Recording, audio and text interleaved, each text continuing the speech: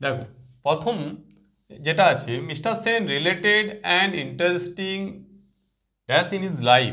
এখানে দুটো ওয়ার্ড আছে, তার মধ্যে সঠিকটা বসাতে হবে, অ্যাক্সিডেন্ট না ইনসিডেন্ট। অ্যাক্সিডেন্ট মানে দুর্ঘটনা, ইনসিডেন্ট মানে ঘটনা। তাহলে এখানে যেটা আছে রিলেটেড অ্যান্ড ইন্টারেস্টিং কী হবে? ইনসিডেন্ট হবে।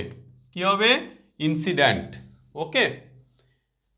The driver mate with a serious, driver mate with a serious, এক্ষেত্রে কিন্তু ইনসিডেন্ট হবে না, এক্ষেত্রে দুর্ঘটনাটা হবে। তাহলে এটা হবে accident. We are dash to drinking, it ruins health. ঠিক আছে, তাহলে এক্ষেত্রে হবে অ্যাভার্স। ঠিক আছে, মানে বিরত থাকা।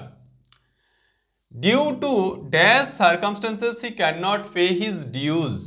ডিউ টু এক্ষেত্রে কিন্তু বিরত থাকা হবে না, এক্ষেত্রে অ্যাডভার্স যেটা আছে, অ্যাডভার্স মানে হচ্ছে বিপরীত বা খারাপ।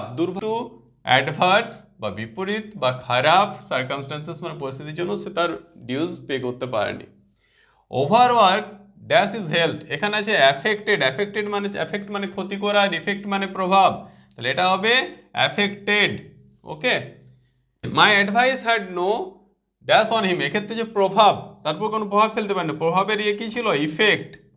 ঠিক আছে, তাহলে এটা হবে effect. Our teacher explain the, এখানে ড্যাশ ইন দ্য ড্রামা, ড্রামার ক্ষেত্রে হবে অ্যালিউশন। ঠিক আছে, অ্যালিউশন মানে হচ্ছে উপমা বা কোনো কিছুর উদাহরণ, আর ইলিউশন মানে হচ্ছে ভ্রম। তাহলে এক্ষেত্রে হবে অ্যালিউশন।